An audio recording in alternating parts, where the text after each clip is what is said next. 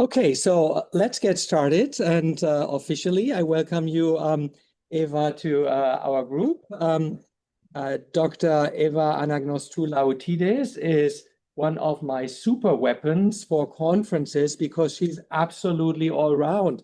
She is the only colleague I have who studies the ancient world, starting from the Sumerians through all the Near Eastern civilizations over the Greeks, the Romans, and going into the Byzantine period.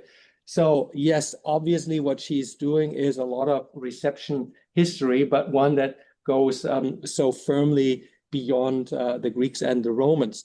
At the same time, she is an accomplished philologist, and a lot of her work is devoted to Plato, the Platonic Symposium and the reception of Plato. And we have the third book forthcoming on Plato.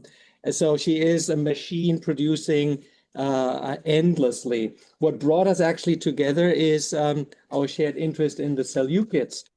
So she also has a couple of very important publications in this field. She's joining us from Macquarie University, where she's associate professor. Well, Eva, the floor is yours. Thank you so much, Altai, for involving me in your wonderful initiatives and for this excellent presentation, introduction.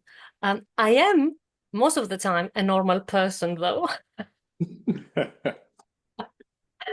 Okay, so here we go. Today, I'd like to talk about Homer's underworld and death triangles.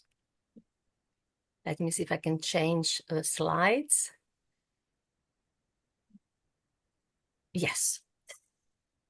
While praising ancient Greek culture as the cornerstone of civilization, Homer has preserved for us a unique set of myths that straddle times, places, and cultures.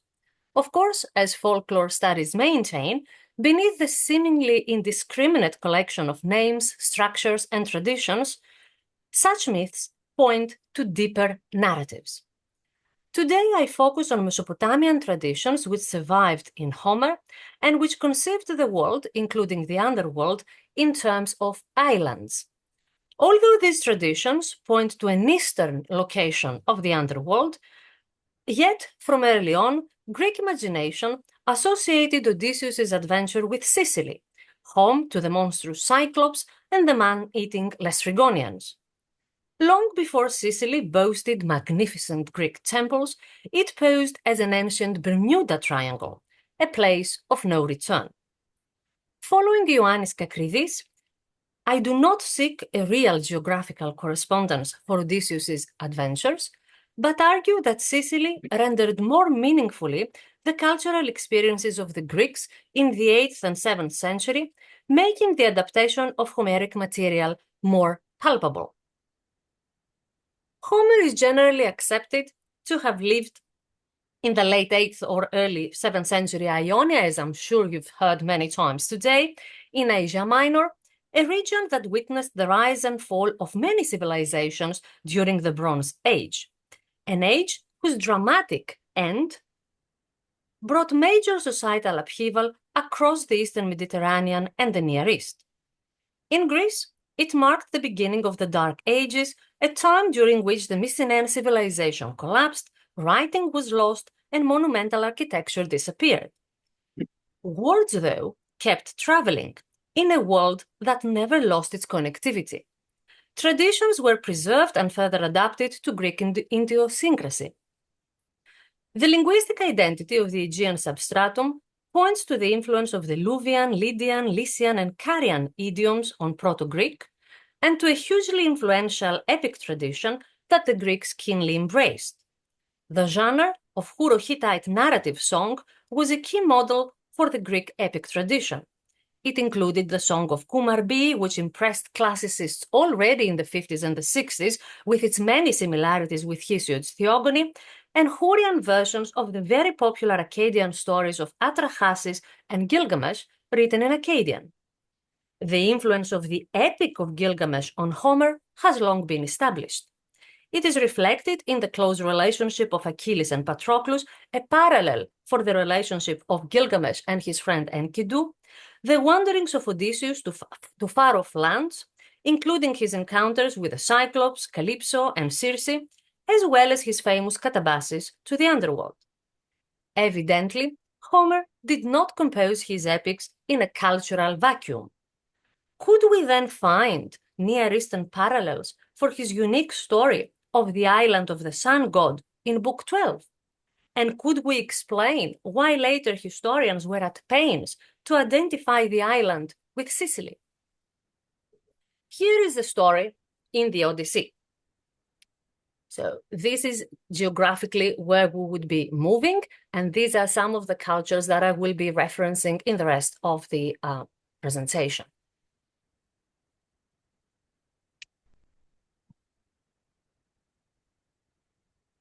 Fantastic. And here are some of the correspondences between Homer and the East that I have already mentioned to you. Here is the story in the Odyssey.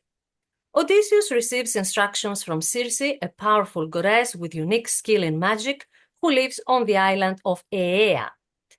Aea is located at the eastern edge of the earth, near the home of the dawn goddess Eos and the rising of Helios. She is the daughter of Helios and the Oceanid Perse. Her brother is Aeetes. Both are grandchildren of Oceanus. Homer also mentions Oceanus as the begetter of the gods, a story that has distinct Near Eastern parallels in the tale of Apsu and Tiamat, told in the Babylonian creation epic. Circe's brother Aeetes lived, according to Eumelus of Corinth, a near contemporary of Homer, in Colchis up in the Black Sea, a place which some scholars believe to have been mentioned already in the 13th and 12th century BCE by Assyrian kings who were raiding the Upper Sea.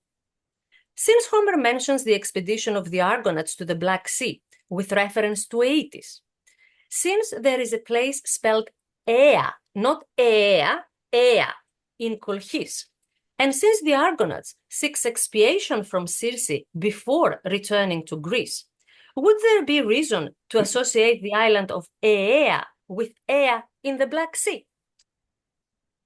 Certainly, to the ear, they sound close. After all, in Apollonius Rhodius, we have references to the Circean plain that exists up in Colchis. In other words, we could be excused to place the dwellings of Circe and her brother geographically close and in line with their family ties to Helios. Yet, already in Hesiod and Aeschylus, Odysseus' adventures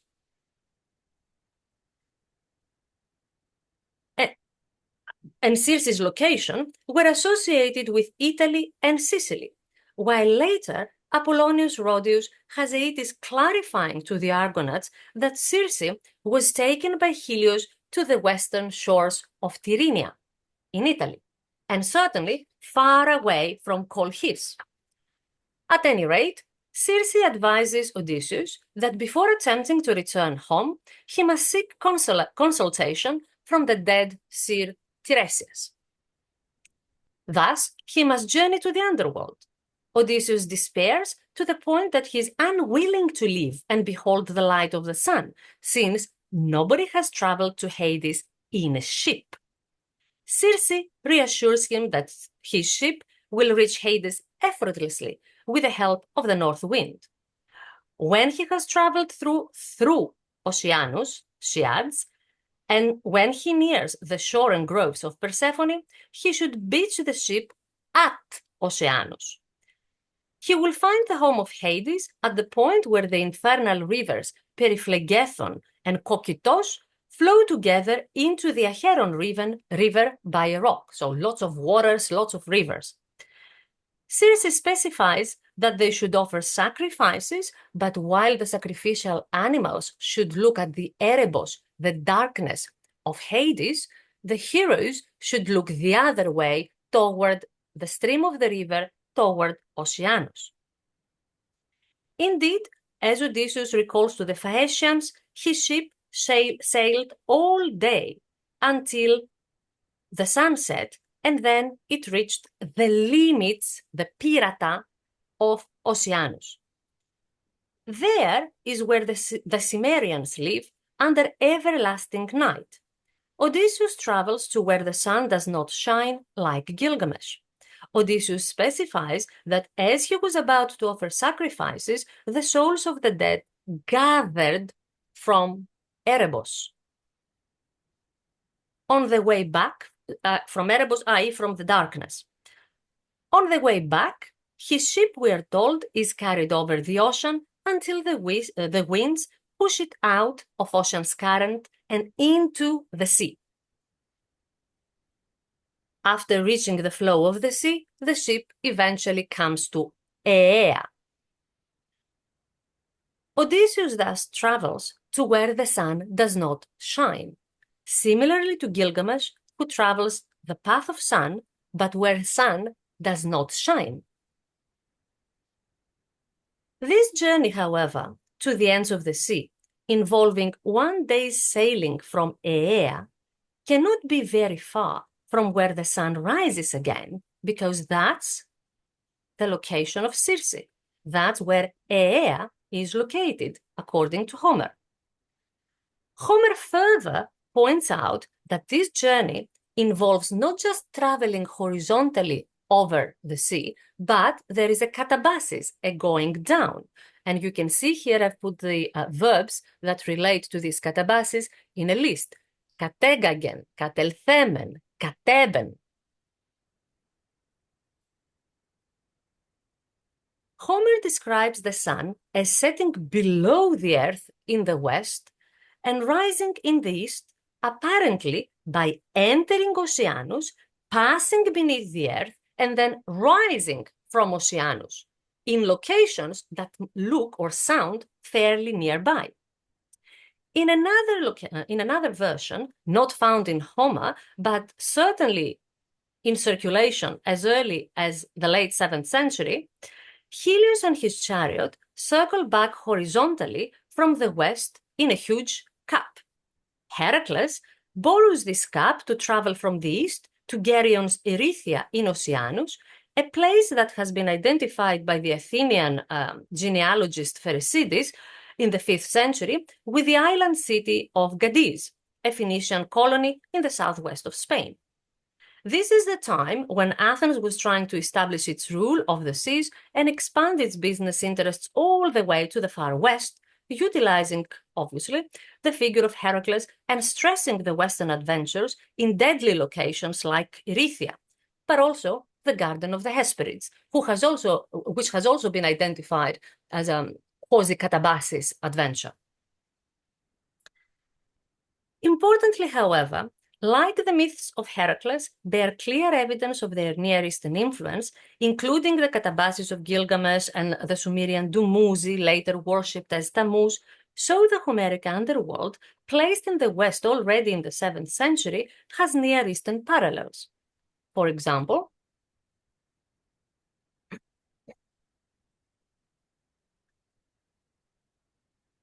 the cup of the sun appears in Near Eastern representations.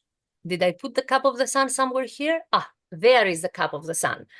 Or rather, the boat of the sun, which is as common in Near Eastern traditions as in the Egyptian boat of Osiris.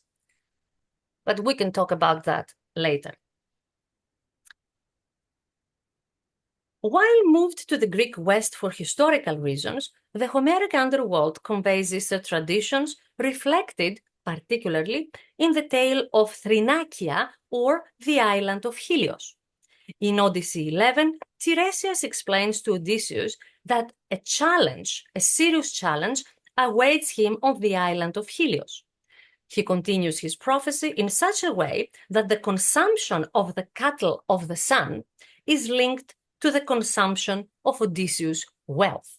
If Odysseus manages to prevent his companions from consuming the cattle of the sun, he will have a safe return home. Otherwise, not only he will return home without his companions, but he will have to face the terrible suitors that have eaten away his own property back at home. The tale is repeated in Odyssey 19, while already at the beginning of the epic, Homer insists that Odysseus should not be blamed for the fate of his companions. In my view, Thrinacria, an island located near the end, the terminus of Helios' daily voyage, and therefore, if not an underworld, certainly an otherworldly place, preserves mythic patterns that go all the way back to Gilgamesh's journey to the underworld. In ancient Mesopotamia, like in Homer, the edges of the earth are mastered by the sun god, Shamash in Akkadian, Utu in Sumerian, and his daily journey. In a Babylonian hymn to Shamash, the god ceaselessly works to the distant stretches that are not known. The rays of Shamash, we are told, descend into Apsu, the water, and are seen by the Lahmu monsters of the sea, while in the epic of Gilgamesh, the hero dives down into Apsu and emerges on the shore of the sea, called Tamtu. So it's not very different to what Odysseus does with Oceanus and the sea. The imagery is repeated in the Shamash hymn, lines 171 to 73. Further, in a ritual text of Hellenistic date, the path of the sun continues to define the limits of the world, from sunrise to the sunset. The Greek word erebos, to refer to the darkness of death, which we've already come across, corresponds to Ugaritic and Akkadian words translated as the going in of the sunset, Ereb Shamti. In the Ugaritic epic of Keret, featuring the adventures of a Gilgamesh-like hero, his wife foresees his death this way. Keret will certainly come to the going in of the sun, your lord and mine to the hiding of the sun. In the Odyssey, the idea is implied in the souls rushing from the underworld Erebos, but also in Book 20, where the souls of the suitors are described as hastening to the lower darkness. In Sophocles' Oedipus, again, the souls of the dead are described as flying to the western horizon. In an Assyrian text, we also read, "May the ghost go to where the sun sets. May he be placed in the charge of Bidu, the chief gatekeeper of the netherworld." The sun god was also closely related to cows and bulls in Near Eastern tradition. You may think we're talking about the island where the cattle of the sun are consumed. So where are the cattle? Where are the cows? Well, here are the cows. Bison, a bovine species related to cows, have been used in Near Eastern art to symbolize the peaks of the two mountains of sunrise, while the logogram for the monster Kusaricum, a bovine monster, a bison-like monster, is Gudumu Utu, meaning bison son of the sun god. Bison and the mythical bison man, in Mesopotamian tradition, enjoy an intimate association with the sun god and could anticipate the sacred cows of Helios in Homer. In Enki and the World Order, the sun god is addressed with numerous bovine epithets. In Gilgamesh and the Bull of Heaven, the sun god's alter ego, the bull, we are told, can only graze at the place where the sun rises. Marduk, the Babylonian king of gods, is known as Amar Utu, the calf of the sun. And similarly, this is Gilgamesh and the Bull of Heaven. And similarly, Zeus is worshipped in bovine form as early as the 6th century BCE. Not only does Zeus transform himself into a bull to carry off Europe, but he is mystically celebrated as a bull in an Orphic hymn preserved by Porphyry. Notably, it is Zeus who, in response to Helios's demands, punishes Odysseus' companions in the Odyssey, although sparing the hero. In ancient Near Eastern texts, kings are associated with the first creation and primeval sources like Tiamat, the sea goddess, and the sun god. Like the sun god, kings are imagined as bull calves, the sons of divine mothers portrayed as cows, or as sexually potent young bulls destined to please Inanna or Ishtar. Needless to say, because our time is limited, I haven't mentioned how often is the representation of Hera as a cow. Hera, the cow-eyed goddess. In Sumerian poetry, Gilgamesh, the earlier version of Gilgamesh, is referred to often as a bull, and his mother Ninsun is mentioned as the wild cow. Enmerkar, Lugalbanda, Gilgamesh, the three legendary kings of Uruk, were repeatedly praised through bull imagery. Bull imagery stresses the overwhelming power of kings who share in the nature of the god and their secret knowledge, including knowledge for the afterlife. Historical kings are also addressed as bulls in royal Mesopotamian poetry. The association among bulls, kings, and the goddess hails from the late Uruk period, that is, late 3rd millennium, as indicated by a lapis lazuli cylinder seal now in the Vorderasiatisches Museum in Berlin. Like in the Odyssey, the sun god has an important role in the Epic of Gilgamesh. Throughout the first half of the epic, Gilgamesh and Enkidu offer continuous offerings to the sun god, including when they go to the center forest and after slaughtering the bull of heaven. Ninsun, Gilgamesh's mother, prays to the sun god and he intervenes to save him from the monster Hubaba. Importantly, kings, like the gods, were expected to establish justice and righteousness.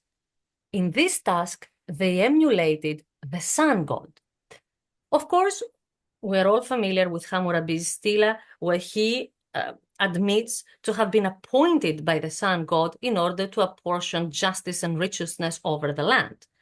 But Hammurabi presents himself as a prudent king who listens obediently to the sun, not unlike Odysseus, who follows the instructions of the sun, despite the fact that his companions fail to do that.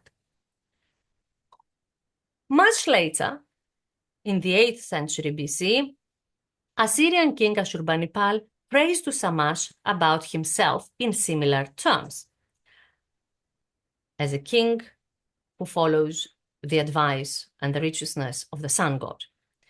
Ashurbanipal saw himself as another Gilgamesh, and he commissioned the vision of Kuma, a poem in which the hero, an alter ego of the king, has exceptional knowledge of the underworld and is spared by the god of the underworld in return for spreading the god's fame among his people. In the Epic of Gilgamesh, finally, the hero receives disheartening news about crossing to the other side.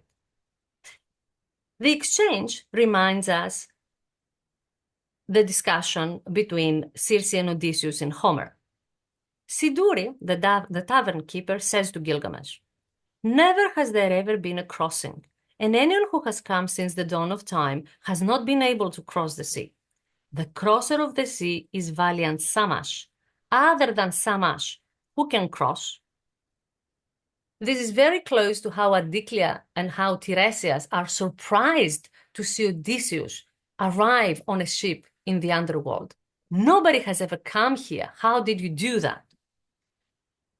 That sea is mentioned as Id Maratu, Id being symbolizing a river, or rather a narrow body of water, and is portrayed on the Babylonian map of the world as lying beyond the mountains of sunrise and sunset, a cosmic river encircling the earth.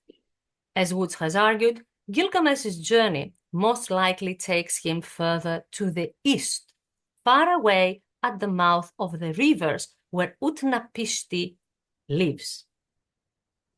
That's where Gilgamesh will have his adventures. He will attempt to recover the plant of rejuvenation that grows deep in the Apsu. In the Sumerian flood story, the equivalent of Utnapishti, called Ziusudra, is settled as a prize, as a reward for his good conduct in a magnificent land, an overseas country, at the place where the sun rises. In receiving advice from his father,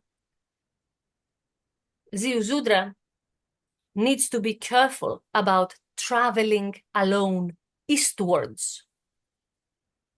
Of course, both Gilgamesh and Odysseus, we are told, have to dig pits or wells to communicate with the world beyond. Gilgamesh digs a buru to conjure a propitious dream. Odysseus does it to summon prophetic ghosts.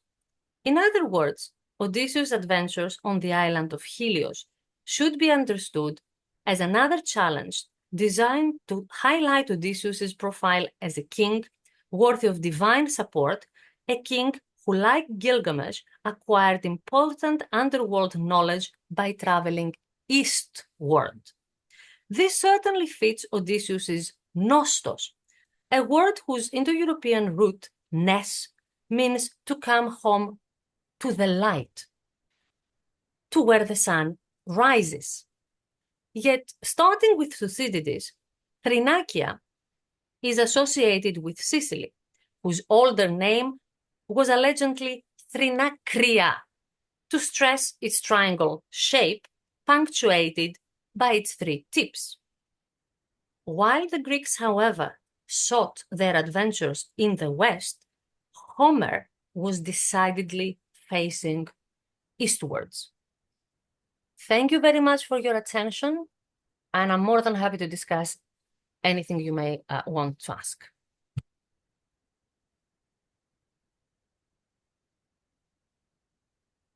Thank you very much, Eva.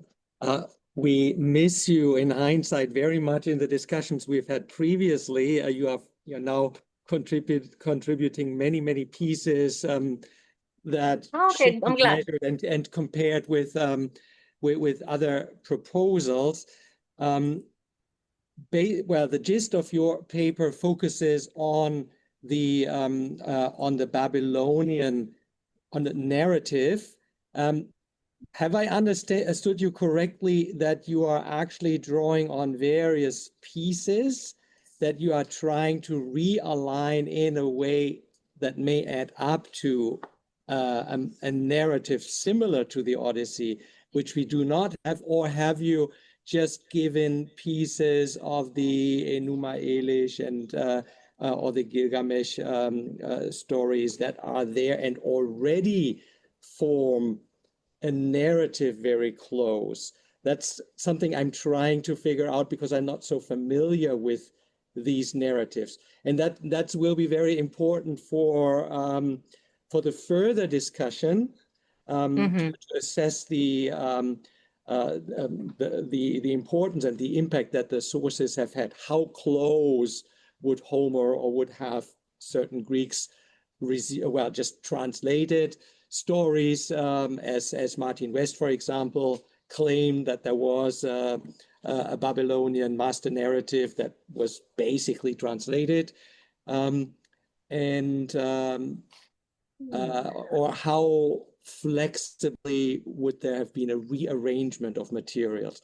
So if you could help me with that, these pieces together so that I can better understand the force and direction of your argument. Well, the argument about translation of Near Eastern narratives into Greek at that early time, I am careful about it, but at the same time, multilingualism was never rare in the ancient Near East.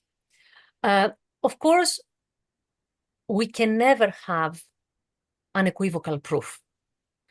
Therefore, I think we need to focus on what we can point to in a more concrete way, which is how certain narratives were adapted, how the bovine form of powerful kings associated with the sun god, who was himself represented as a bull, may have influenced the narrative of the cattle of the sun in the Odyssey.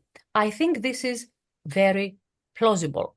And I think that this otherworldly experience is designed to show how Odysseus comes to maturity. I didn't have time to discuss this, but Eurylochus in the Odyssey, although Homer insists that it was not his fault, but the ataschalia, the recklessness of the companions that brought death on them after the adventure on the island of the sun, Eurylochus accuses Odysseus of exactly that problem, of being reckless.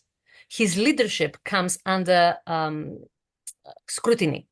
And this is very close to how Gilgamesh was originally a bad king that had to change his ways before he posed a model.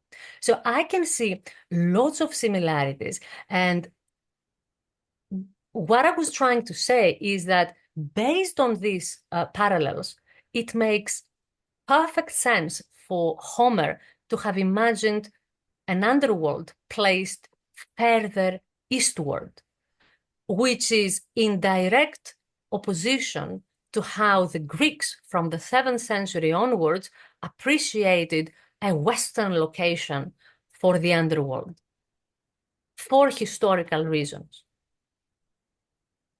Thank you. I would like to open the discussion to the whole group. It's late in the afternoon, I know. While you are still thinking about a question, I just want to mention that I previously made the argument that already Homer in the 8th century was thinking of the westward orientation without denying that there may have been traditions of earlier versions. But I was making the point that in Homer's time, the focus of the Greek colonial activities was just Sicily and southern Italy, and that I see this reflected in various bits and pieces of the Odyssey, and so that is something we need to figure out. I think you have presented astounding evidence, many pieces that really need to be considered for refining the diachronic reconstruction of how this ever-changing storyline may have developed. So I do find the bovine motifs and parallels absolutely striking.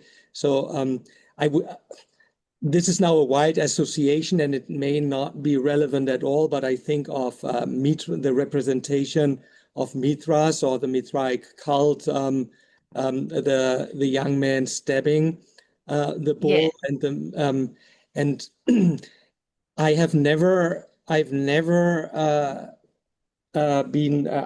read about the parallel of Gilgamesh slaughtering the bull of heaven. Yeah, the bull of heaven. That seems to, and I'm not sure if that does fit together, or if that's just a coincidence. One has a castration, the other doesn't. No. The castration is... No, the bull of heaven gets castrated, and then he throws the testicles in the face of Inanna, as I understand it. Yeah. And so there's no castration in Mithras, but there is a scorpion who's biting at the testicle of the bull. That's it. Now you've given me enough food for another paper. Because obviously on the way to the underworld, Gilgamesh comes across a scorpion man and a scorpion woman, whose name in Sumerian is gir, or in Old Akkadian, girtab. So having an imaginative mind, I'm thinking, gir, kirki, how much can I push it? Which obviously I know my limits very well, so I haven't gone there today. But the scorpion is certainly associated with the sun god as gatekeeper, and is also associated with the fertility goddess. We see it in the later goddess Ishara, who is represented as a scorpion. So in a location, in a geographical region where connectivity was never lost, as I said, to think that this is accidental, I don't think is enough. At the same time, I don't think that traditions follow linear patterns. I don't see that anybody is interested in kind of doing justice to the earlier tradition or following a narrative through. They're just borrowing what suits them.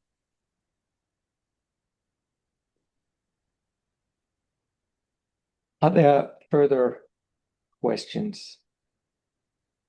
I have kind of a question. It's an ill-formed one, but in Greek mythology, there is this sense sometimes where you have Hermes rustling the cattle of Apollo. And I've always thought of this as being the clouds. The sun is in the sky. You've got these big lumbering clouds moving through the sky, and Hermes comes and steals them away from the sun. Is there any sense that these bulls of heaven or these cattle of the sun god have any association with clouds at all? I don't know. That's like I said, my question. Thank you very much for this question. It is fantastic to know that other people have vivid imagination, like myself. However, I haven't seen any comparison with clouds. I do think that